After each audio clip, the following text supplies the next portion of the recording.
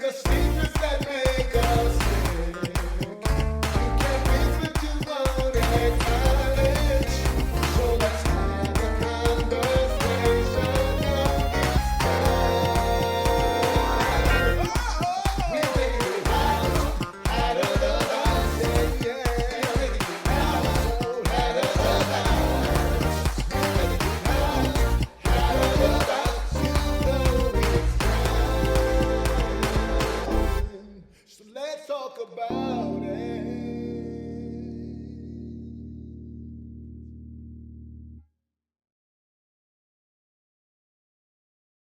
Well, hello everybody. It's that time. We are Tuesday at 7 o'clock, and it is outside the box. We are excited that you have joined us. Let me do um, some little technical thing here real quick and get us where everybody can participate. Let's see here, and we are ready to go. Good morning, gentlemen. I said morning, but good afternoon, gentlemen. How are you guys? I think it's evening, Bishop. Yeah, I think you're right, Bishop. I think it is evening. Okay, so we got Pastor Juba, Bishop Foreman, Pastor E. Um, and I'm looking to have another dynamic conversation, um, doing part two of this conversation about Pastor Hurt. And my goal for today, gentlemen, is I want to dive just a little deeper, do a little more, get a little more in depth. And so we got Pastor E. Pastor Free should still be coming on soon because he stirred up some stuff last week that we got to get talking about. But before we jump right in, one of the things I did want to kind of ask is this question, and I'm gonna start with you, Jude. Is what do you think the result? No, you know what? I said I was going to ask that second. The first question I'm going to ask Pastor Eric. Eric, how would you design? How would you define? Because you were on the show when we talked about about church hurt. How would you define what pastor hurt means to you? In reverse order, really, I think the biggest. Okay, let me say it this way. In my experience, I think some of the biggest um, pastor hurt as it relates to me and my experiences is honestly when folk leave you that you've done the most for and talk Okay, about you on the way out. That's number one. And lack of support for vision. That's pastor hurt to me. okay, all right, perfect. So then let me jump back to Pastor Jude and say, Jude, when you think about kind of even what you shared with us last week, and you talk about um, kind of what your experience was, what do you think the lasting effect of the trauma, drama, hurt that you've experienced? What do you think the lasting effect of that has been for you? PTSD. Wow. Okay. PTSD because there are some days you cannot get away from it.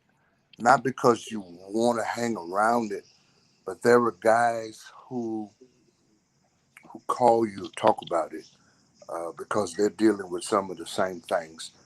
Great shows and discussions like this help you to not just to relive it, but to rehash it, to rethink about it, to regurgitate it. So that there is a such thing as PTSD for the pastors who have struggled, who have taken the blows and the beatings, been the brunt of certain things. So yeah, I'd have to say yeah, PTSD. Pastor Free, What for you? What do you think the lasting effects of what has hurt you as a pastor are on you? And then I want to treat the PTSD, but I want to get your opinion first. If I'm hearing you correctly, you said what are the lasting The things lasting from hurt? effects, yeah, from hurt. What have they been for you? You think? To be honest, my biggest thing is not allowing people back in the same place. And sometimes that's a healthy lesson learned, but then sometimes you also set yourself up to miss out on blessings because of distrust, becoming callous, cold, keeping people at a distance when everybody's not the same way, right? And so honestly, there are some people who are suffering the aftermath of what other people did. And so that's what I would say. I I think that's an struggle. interesting perspective. Yeah, I struggle with that. So Bishop Foreman, Jude said PTSD. What? Wow. What do you think? How do you know pastors? Have you suffered? Do you know other pastors who may define their kind of lasting or residual effect of being hurt as a pastor?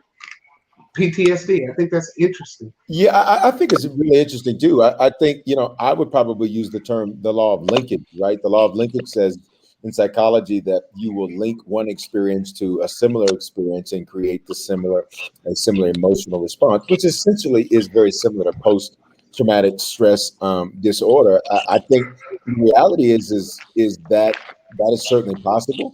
I think the other thing too that if you were to sum it all up, if you're not careful, you can hate people.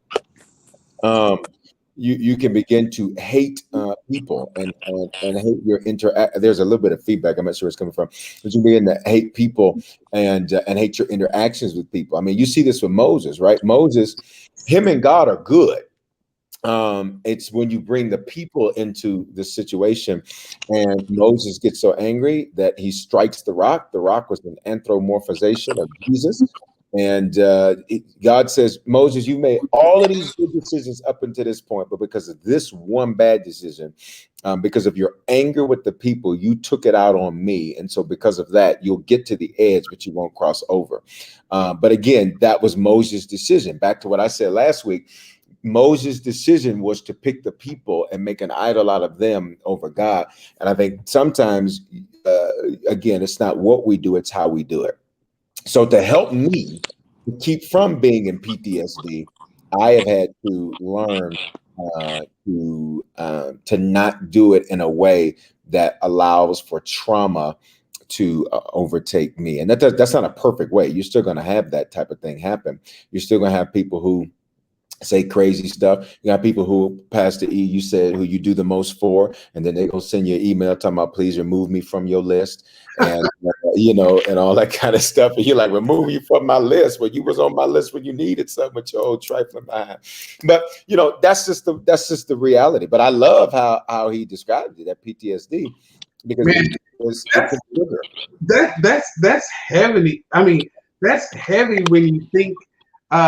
When you define the words stress, post-traumatic stress disorder, boy, that's a heavy load. And I think that accounts to clearly why we have some pastors who end up doing things like committing suicide. Bishop, we had a very good friend who was a pastor of a very nice church, had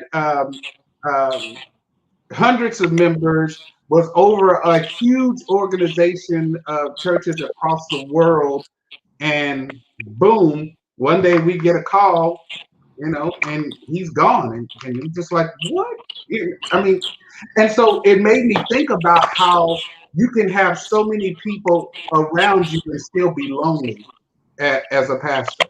And not only still be lonely, but success is not a replace for stress. That's true. Again, success is not a replacement for stress. And so, because the individual we're talking about had no worries. I mean, it was good. Lots of people, especially when you consider the size of the town he was in, he had a megachurch of the size of the town. Yeah. A But mega church. preached on every stage, it had everything you could possibly want, but it did not make up for that those things that build over the years. And I think it is just to add to what the gentleman have said. The issue, change is a part of growth.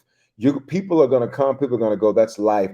It is the way in which people discard you so frivolously that creates the stress. People come, people go. In the barbecue business, in the food service and hospitality business, people come, people go. In every business, everybody, different things. People come, people go. But it is the way in which people who you have invested in and poured into can just frivolously throw away and just switch seemingly overnight. That, in my mind, and I'd love to hear what the others think too. That's what creates the stress. It's not the stress that happens. It's the stress of how you did what you did and how trifling and selfish you were in doing it. Jones. And another thing what Bishop Foreman is saying, and one thing I thought about when he was talking is, see, people have the luxury of having church hurt and leaving. But when we have hurt, we got to stay. And they many times are the contributor to the pastor hurt. Right. And so it's something I told somebody yesterday is that nobody sees the struggles or the hurt of the pastor because we wear it well. But in reality, they don't understand how we got to preach heavy, how we have to serve heavy, how we got to teach heavy. Because in their eyes, oh, it's okay. Pastor gonna be all right. Not understanding your struggle at all.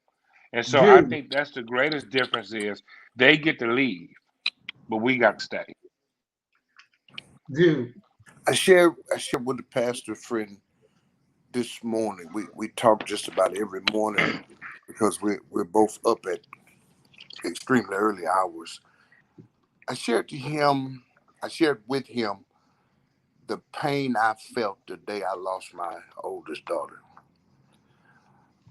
It was second Sunday in July 2002.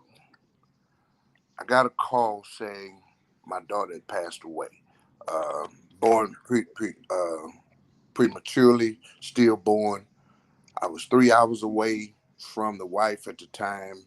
It was a Sunday morning, and I did what I believe each one of us would have done. I mounted the pulpit. You preached anyway. I mounted the pulpit and I preached, and I let them have it. I let them have it, and free that to me, put back into me what had just been sucked out of me. Okay, when preaching was over, they sped me to the airport. I boarded a flight to go home. Not one phone call from a member to say, "Well, Pastor, are you okay?" Not one phone call to say, "Pastor, do you need anything?" Buddies rallied around, but nobody could know what I was dealing with. Having waited 8 years to get pregnant, only to lose the child through miscarriage. Funeral, I did the arrangements, conducted the funeral. Not one member showed up. Jude, come on, man. Come on, man. Tell the truth. Y'all don't know my story, fellas. Not one member showed up, not a card. I returned the next Sunday, mounted the pulpit, and preached again. Now, I don't know if anybody else on here has that experience, but that's some of my experience. Now, and it wasn't but, a few weeks after that I had to stand and conduct a funeral for one of the members in the church who got support from everybody in the community. Wow. Wow. So Eve was right when he says those who experience church hurt can change membership. How many of us who've experienced hurt by the church or hurt in the church, hurt while serving the church, can just leave today and then go pastor somewhere else next week? Dang, dude. I think one thing he mentioned that really burns me up is the kind of the hypocrisy or the entitlement that sometimes church people have. That you Come on, supposed to free. do this for me, you supposed to look out for me, you supposed to do this, that, and the other. Like he said, when we going through, there's no reciprocity at all. It's like we supposed to be, superheroes. Just last Wednesday, and I was glad we doing a 2-part, because had I mentioned it last Wednesday when it was fresh, I'd have been really cussing. Like I had a member to tell me earlier that day, that they felt like I hadn't been present for them during the pandemic. Now, like, that statement in and of itself is crazy, right? Because if you've been pastoring through this thing, nigga, I mean, I'm whew.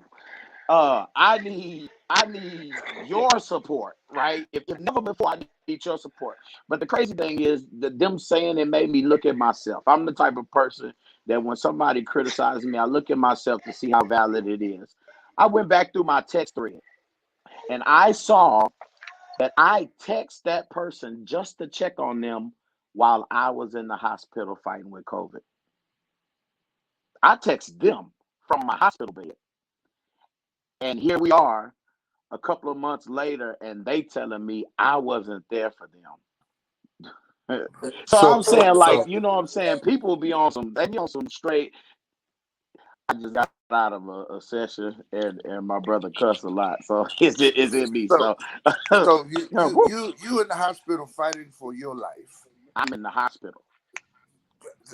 and I'm gonna say this: a lot of us clowned you lovingly because we did not know. Mm-hmm. Okay, keep it clean, Pat. Yeah, you see my face. Mm-hmm. Yeah. Y'all know in my mind that there are colloquialisms, expletives, and deletives going off in my head. Yeah, y'all. I ain't in no good headspace behind this foolishness today Mm-hmm. because people don't know. Again, I shared this morning. One more story, then I'm shutting up for the rest of the show. We gave a unwed mother a baby shower, showered her with gifts, sent her home, and this wasn't her first baby. Okay, and then somebody says, and I told this to Eric.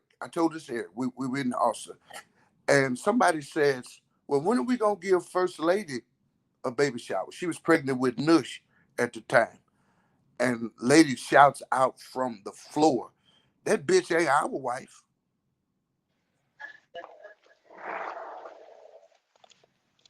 Yeah. So yeah, when you guys talk about Pastor Hurt, I ain't the only one got it, but doggone, I got enough of it to share. I mean, she shouted out. Now, that's not what ticked me off. What ticked me off was nobody told her to shut up. No, nobody said, "Well, hey, we just gave this chick who has 5 kids a baby shower, Mm-hmm. 5 different baby daddies, and here, Pastor and First Lady, they at least tried to do it the right way, and Wow. she gets called out of her name. So yeah, everybody has experienced something different, but that's been my experience. Wow. Bishop Bright. Yeah. I'll go ahead, Bishop Foreman. I just kind of wanted to draw that statement out just a little bit, because stuff like what Jude just articulated, man, that kind of stuff happen to pastors all the time. It's kind of like, you know, it's kind of like celebrities. If you're gonna be a celebrity, you're gonna have to take the praise and you're gonna have to take the criticism and the attacks. And being a pastor, can be similar in that way. That some people gonna love you, but then some people gonna hate you, and they're gonna take advantage of every opportunity to try to bring you down. My struggle is when the people who claim to love you don't protect you or don't fight for you. And I ain't trying to say, I ain't trying to say Negroes should go to jail behind me, but I'm saying if I feed your soul, if I watch over your soul, I bless your babies, I bury your mama. And the first time you have an issue, I'm the person you call. I would think you would protect me. I would think that in some battles I shouldn't even have to fight when it comes to me. And that's what I was going to ask Bishop Foreman. Don't you think that there should be a sense of loyalty to the extent that when you have done and are doing what you're doing, that as Pastor Free said, there's some battles that you shouldn't have to fight, that folks that you're doing stuff for and feeding into and allowing to be in your space. Isn't there some obligation on their behalf to jump in front and say, hey, hold on, this is not how we're gonna do the man of God? I think should there be? Yes. But I think expecting that, here's where frustration comes in, when you have an expectation that people have demonstrated that they will not meet. Now, to hear what he just said about what they said about his wife, because listen, I am no fool to think that people don't say a variety of things in private, but to say that publicly like that just blows my mind. I almost want to go retroactive and say, give me the information and I'm going to go retroactive. And don't you ask me no questions and we'll just, I'll send somebody to do it. I got a few thugs around me that might say.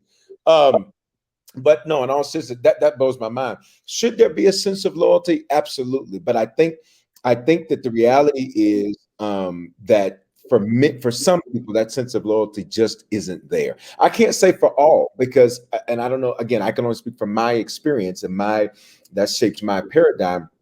I have had some amazingly loyal people who have been taught those principles, who've been taught those things.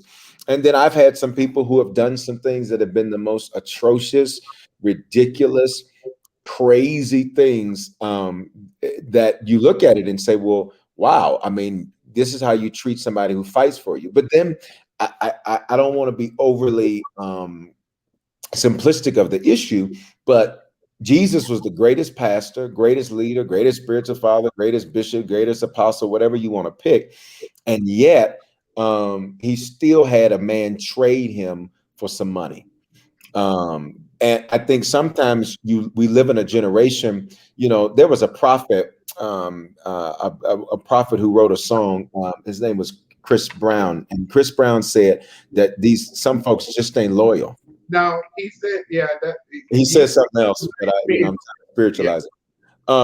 And so the truth is should there be? Absolutely. Is there from everybody? No. But again, I go back to the fact that for me personally, I had to begin to reduce my expectation so that I did not live in it. Is that a learned behavior, though, Bishop? It is. It's a learned behavior. If you don't do that, you will have PTSD. If you don't do that, okay, I'll give you a perfect example. So I'm very paternal in nature.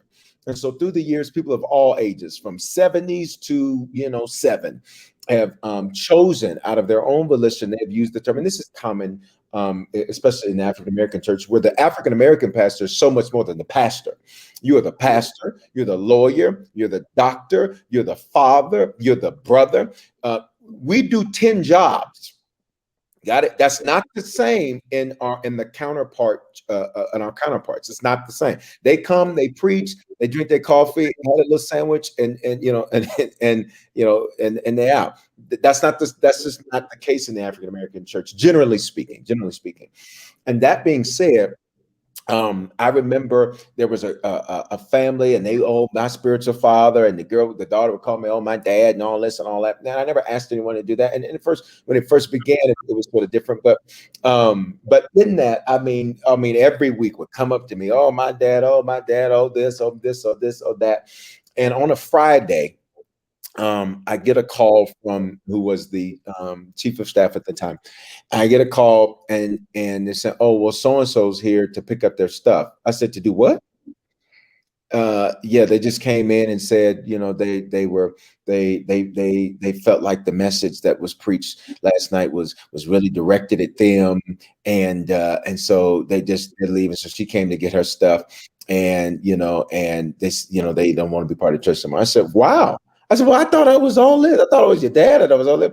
So even when someone would use that terminology, dad, spiritual father, anything, that was a trigger for me, to the point where I was like, God, dog, just call me Bishop.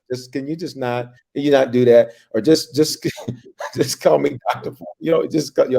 It was a trigger. I knew that I was finally healed from that when somebody else just did it the other day. And I looked at it on social media and it didn't trigger any negative emotions for me. So to your point, yes, it's a learned behavior. And I won't say that it's perfection, because we're still human beings. But for me, I have had to learn. I do not reduce my expectation and love the people, but make sure that I do not love the people to a place where they get in between me and him. My grandmother used to use an expression, and I didn't understand it until many years later. She said, "You got to learn how to treat people with a long-handled spoon," and I never really understood that until you get in this business, and you go, "Oh, okay, I see what you're talking about." Yeah, you got, yeah, I get it. Pastor Jones, so how do you overcome those feelings when they come? How do you overcome? How do you push through? It's kind of like what Bishop Foreman just said. So, unlike Moment of Transparency, unlike the rest of the fellows on the panel, they suffer from pastor hurt. But I've also been responsible for church hurt. I've hurt people, right? And so, and of course, when I hurt the people, it went viral in public, right? So what I did was I lowered my level of expectations, but for the wrong reason. I lowered my level of expectation in order to regain acceptance. Whoa, you And got then, to. so okay, let's be frank. I lowered my level of expectation to get people to like me again.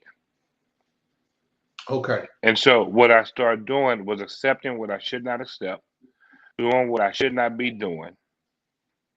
And instead of pastoring, right, I put myself as a victim.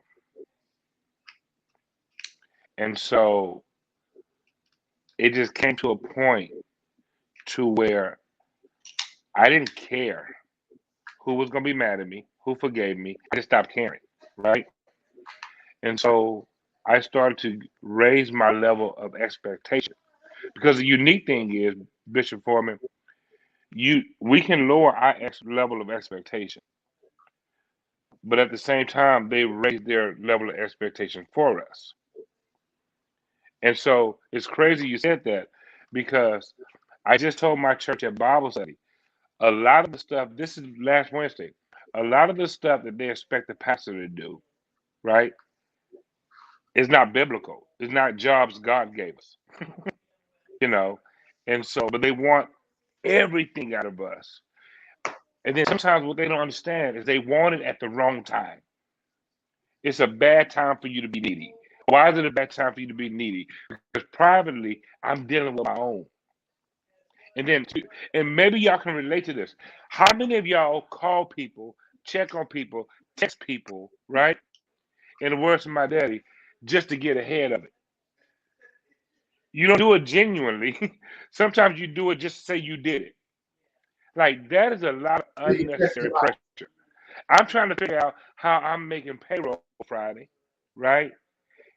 But doing that, I got to make sure I call you. You know, it's funny that Pastor Free is on here because something I did the other day at the church that I shouldn't be doing, and I said in my mind, I bet Free ain't got to do this, right? So my thing is, we lower our expectations, but they raise their expectations for us, not understanding that it's literally not only just hurting us. I'm not gonna speak for anybody. Not only just hurting me, but it's literally sucking the life out of me. And so, Bishop, I don't have an answer for you as to how I do it. I just keep serving. I didn't figure out. I don't have a solution. I keep preaching. I keep teaching. You know, that's just all I do. That's the only. I just told my fiance last night that I do because I'm called to it. And since I'm called to it, I don't have an option to quit. Everybody has an option to leave. Everybody has an option to quit their job. I don't have that option. So I do what I do because I'm called to do it. So I don't have a solution for how to handle it. I just keep pressing. So, Pastor Free, I'm going to shift the conversation a little bit. You made a statement last week that started something, and I want to jump into that portion about how pastors really create angst amongst other pastors. I don't remember how you phrased it exactly, but you said something to the effect that a lot of what pastors go through are situations created by other pastors. Kind of help me understand what you mean. Basically, in my pastorate, I've learned that a majority of the issues that I deal with, there's a pastor behind it somewhere. Um, you know, people tend to sometimes pit pastors against one another, but then I have also experienced pastors interjecting themselves in situations and maybe giving advice or making statements to kind of turn the hearts of a person because they think they're gonna benefit from it, right? And so there may be people who let me say it, let me be honest. People who can't out preach me, or people who can't outthink me, or can't out create me, but if they can get one of my sheep in a corner and cause that sheep to see me differently, then maybe they can grow their ministry in that way. And I think that ambition does a lot to destroy the fabric of the church. Some people are so ambitious that they will use any opportunity or anything they perceive to be an opportunity to advance themselves, even if it means having to tear down somebody else. And so, unfortunately, a lot of pastors, we use the term co-laborers, right? You got to preach my co-laborers in the gospel. But the truth of the matter is, many of those people that we see as co-laborers see us as competition.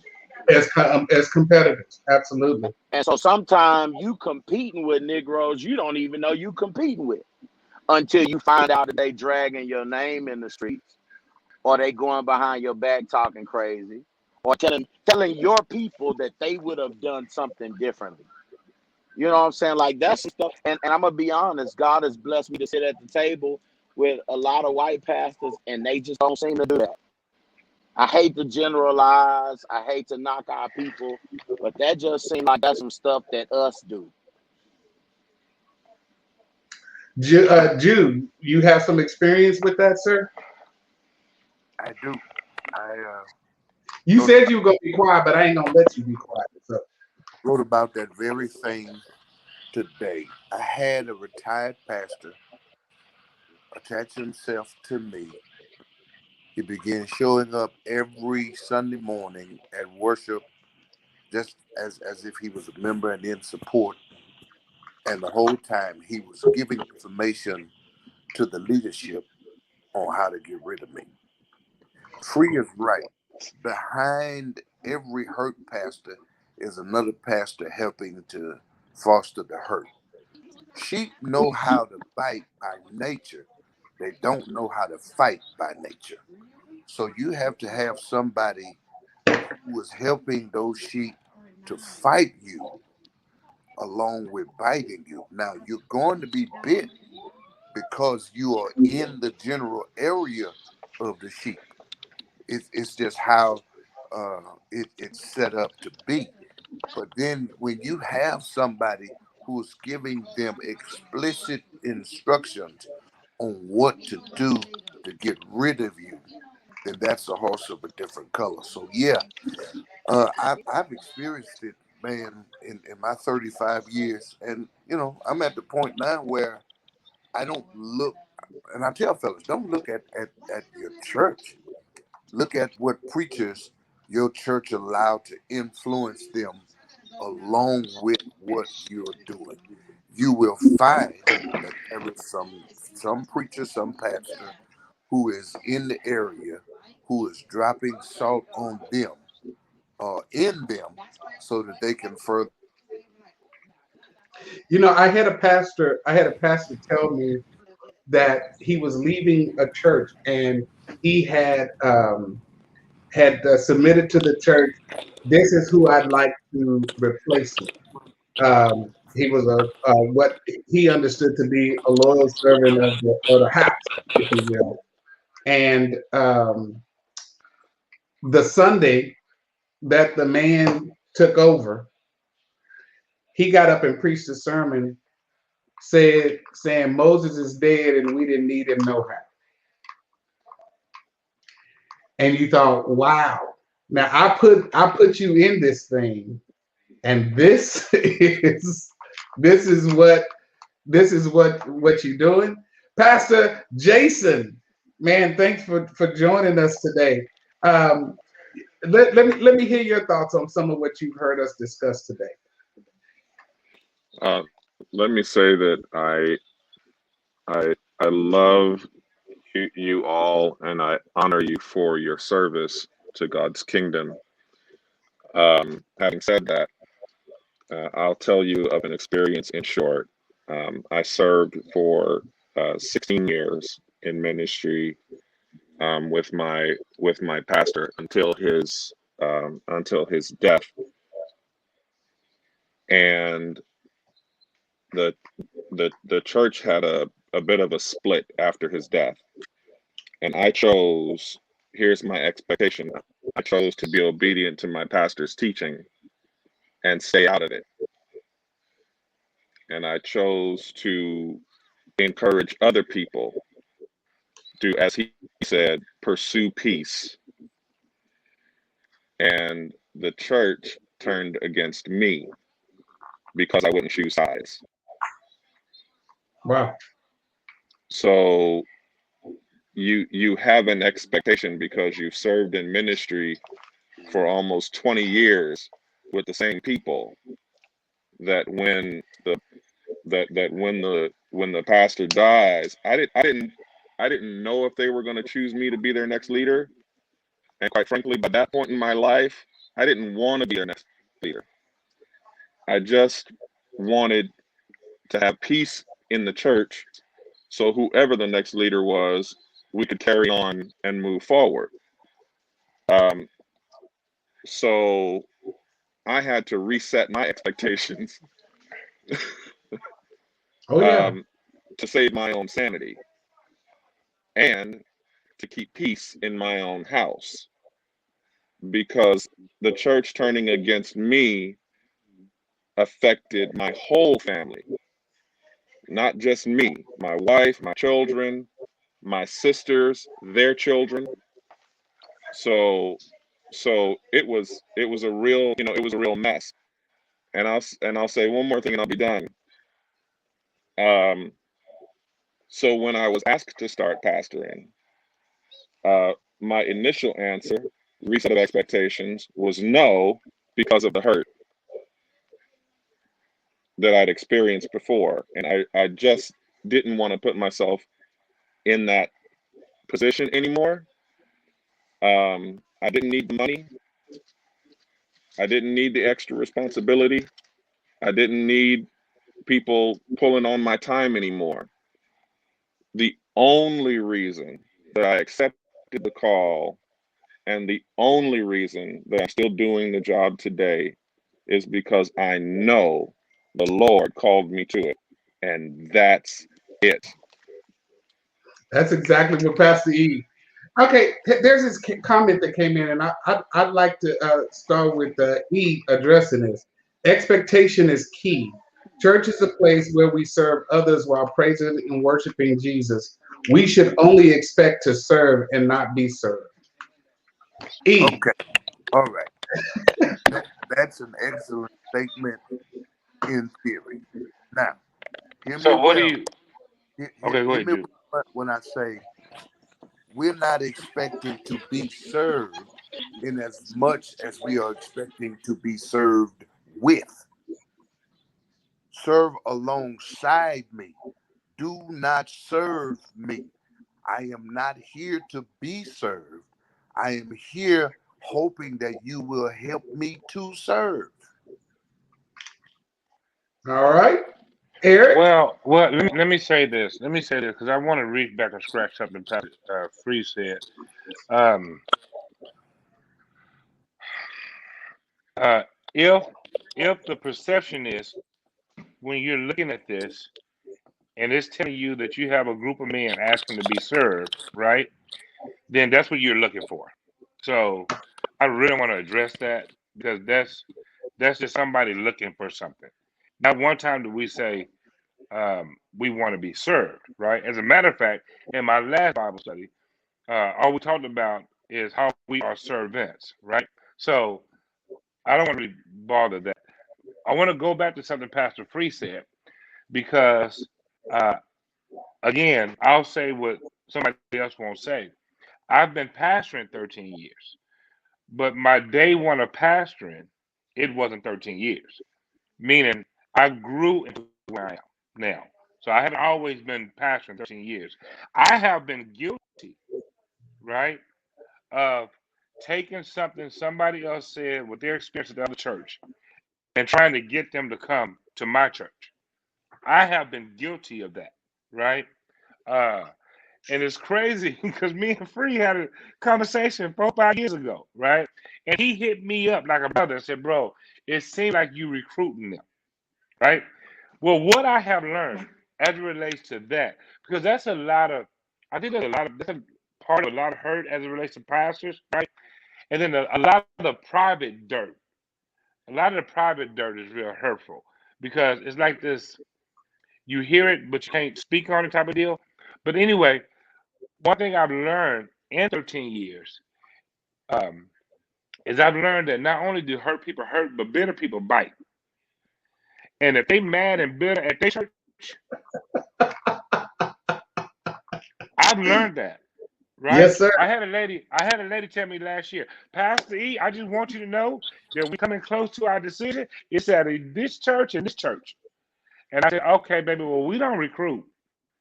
As a matter of fact, I prefer you let the Lord make that decision. Don't y'all make that decision. Because we're not going to recruit to come. Fellas, let me tell you something. Free has been part of this influence in my life. Jude has been part of this influence in my life.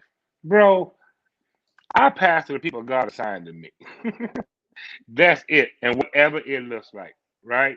I'm tired of trying to convince people and trick people and do all this stuff to get people to come. I have failed in that, right? Not knowing that when you do that, you're part of the problem. You're part of pastors being hurt. You're part you make that problem for them. And like Free says, and then you want to get up and talk about how you my co-laborers of the gospel. You know what I mean? Dude, I You want to know call that's people out so bad on that, but I won't do it. But I'm just saying that is part of it. And Free, right? Matter of fact, I'm surprised he didn't go deeper because I know Free, right? But he's right. It's just so he much said he was going to be that good we. to. Yeah, he said, yeah, it must be. He He said must he's gonna gonna be- go do communion or something. But that is part. That is a significant part of Pastor Hurt. You know what I mean? And when you have people like he just said, so many judgmental people, bro. When they look at the dudes, some of the biggest problem with the people is they believe what they see on Facebook. They don't understand how pastor really works. They don't understand how many pastors don't get paid. They don't understand how many pastors go broke trying to financially support their church. But they believe something, and then we're always this target, right? Now you want to come at pastors all the time, but them be the same people that the pastor to bail them out. You know, ain't no hurt like a person that got their mouth on you who you had to help, Absolutely. and they done left Absolutely. your church, right? And then telling somebody else how much that church is better than this church, but they've done it after you have helped them. So Bishop Foreman, what do you think about some that what Pastor Free said? And I loved it. He's like, instead of seeing me as a co-laborer, y'all really looking at me as a competitor. What do you tell me your experience about that? Sure. I mean, I think unfortunately that's the culture. You know, we live in this Is capitalist. that black people though? Is that black people? Or is that No, that's all. Our context as African Americans, all of us are African Americans. That's going to be the preponderance of the paradigm from which we preview the scenario. But the reality is, you didn't alliterate I like see that? you, Bishop. I see you, Bishop. listen, come on, I'm with my Baptist brother, so I got to alliterate. But no, in all seriousness though, so that's our paradigm. But I can assure you, humanity is humanity is humanity. If anything, it's probably worse for our counterparts. But the reality is this, is unfortunately that's what it's become. And I think that's because the mentality, again, is that for you to succeed, that requires another to fail. For you to do well, that requires another to lose. And I don't do it that way. Insecurity, but that's ain't the root of that insecurity on the part of the mess starter? It can be insecurity, certainly, but I think it can be even deeper than that because just look at the nature of business. If you have a business, you want to get as many people as you can in your business to buy your product. You know, let's remember the burger wars, Burger King versus McDonald's. Burger King was brazen in that they were the first to pull out their competitor's burger and say, our burgers are better because they're flame broiled, the Whopper's bigger and all of that.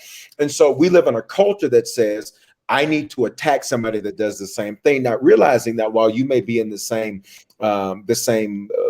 occupation, it's not the exact same vocation. Who you're called to reach is not going to be the same that another is called to reach. And so I am never at competition with anyone else but yesterday's version of myself. So I think, certainly there's insecurity. There's so many layers to that, but I think it is also it's baked into culture. And unfortunately, many people view it that way. I don't. I want to see others win. So I'm the guy that helps people. I'm the guy that says, do this, do this, do this, do this, go check over this, look at this. That's the way I am. But also, again, that's, us givers are always going to be those that flourish. And so, that's my thoughts on that.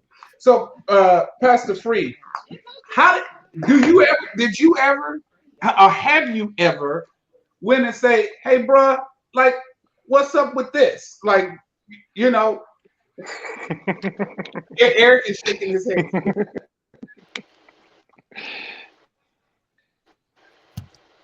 So anybody who knows me knows that whatever's on my mind or my heart, it ain't gonna stay there too long. And I'm going typically, I'm a very direct person. Sometimes people will hit me up about Facebook posts and be like, hey, who you taking a slug at? And I'm like, hey, you don't know me because I don't take slugs on Facebook. I'm going to pick up my phone. I'm going to call you. I'm going to ask you to go to lunch because I want to look in your eyes and tell you how I feel. And I want to be looking in your face when you respond. And so, and I believe that that's what the Bible teaches us to do. And, I'm not a perfect person at all, but I believe that book, man. Like, I try to live my life as best as possible. If I hear that there's, something that's been said, and how people like to be, they like to be like, well, I heard this, but, keep me out of it, which to me says something about their character too.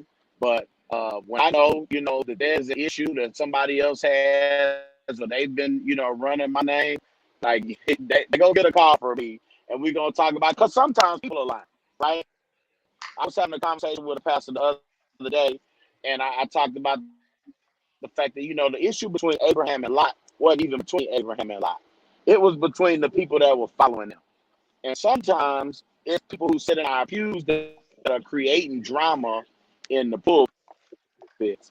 And so the only way to really squash it is to go straight to the horse, look in the eyes, and see what come out his mouth. That was like an old country colloquialism, like something Jews would say. So we have a question. Let's see what this question says. Shouldn't the pastor and his members be focused on winning new souls and not robbing other churches? I would think that the members recruit much harder than the pastor. Can we hold a pastor responsible for that? Who wants to take that question? We've always been raised to believe and to teach that sheep have sheep. Shepherds don't have sheep. Shepherds teach sheep when it's actually mating season. So I'm a proponent that if the church is going to grow and if we're going to win souls for the kingdom, it should be sheep who do the work. All right, Pastor Jason, you're muted. Here we go. Yeah, I'd like to make a sentence and then answer the question if I can. Sure. One, leadership without honor. Well, service without honor is the definition of usury, and usury is an abomination to the Lord. Leadership without honor is the definition of slavery. I hear big eyes. I see big eyes and a couple of head nods. I get it. So I'm gonna leave that with you, and that is, I am not called to serve with you. I am called to lead you. I'm supposed to be an example of godliness to you, an example of godliness for you to follow. And even though your position, your role, your position, everybody can't be the coach. Somebody's got to be the players. Your position as a sheep, your position as a congregant, your position as a member of the church is to serve the Lord as I lead, or in the direction that I lead. And I honor you in that position so that you don't feel used by me. At the same time, please don't take my position for granted, because even though I may be paid by the organization as its leader, I am not your slave. Wow. Respect my family time. Respect my family time. Respect my wife's anniversary. Leave me alone. Let me go hug and kiss on my wife so I can be a better pastor for you. And all of that. Let me go hang out with my children and go rah at their baseball game or whatever it is I'm gonna do with them. So that I can spend some days not being a pastor and remember what it was like to be me. Now, let me address the question. I don't think it's fair to wide angle brush pastors and say that we're stealing one another's members, although I think I understand the spirit of the question. I do think that people have the right to choose their churches, and I think that decision is a family decision. If you are not in a church, if you are a member of a church and you are not in a church where you feel that your needs are being met by the ministry, then you have every right, along with your family, to discuss what moves to make next, to pray over it and fast over it, and to see what moves you need to make next, whether it is to stay with the leader you're currently under or to move to another one. And just because the guy down the street preaches better than I do, and more people are attracted to his message, I have nothing to say about that, because ultimately, I have to trust that God is sending me the people he wants me to pastor, and he's sending them he's sending the other guy or girl the people that he wants them to pastor. So, you know, I don't think any of us are actively recruiting anybody else's members. I think we're just trying to do the best we can with what we have. In addition, I think that people, in addition, and this is the last part of the sentence, in addition, I do think that like good greens, you can't quite describe them, but you will talk about them.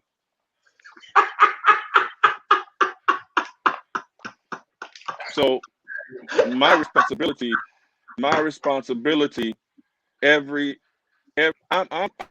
right now in this conversation, I might be talking to you, but in the back of my mind, I'm stirring that pot, trying to get that soup nice and good, because Sunday's coming. And I'm gonna serve the people. And if it's good, they're gonna go talk about it. All right. So we're about close to the end. I like that. This is like good greens. You can't describe it, but you tell everybody about it. I like that. I like that. So you better put some fat meat in them greens, man. show up. Hallelujah. And I wouldn't mind a little stitch of cornbread next to it, okay? Hey. All right, gentlemen, thank you again so much for joining us tonight. This was a great conversation. I think we got to really even kind of dig in a lot more. I really appreciate you all. I will see everyone next week. Same bat time, same bat channel. Take care. Bye-bye. Hey. Love you, man.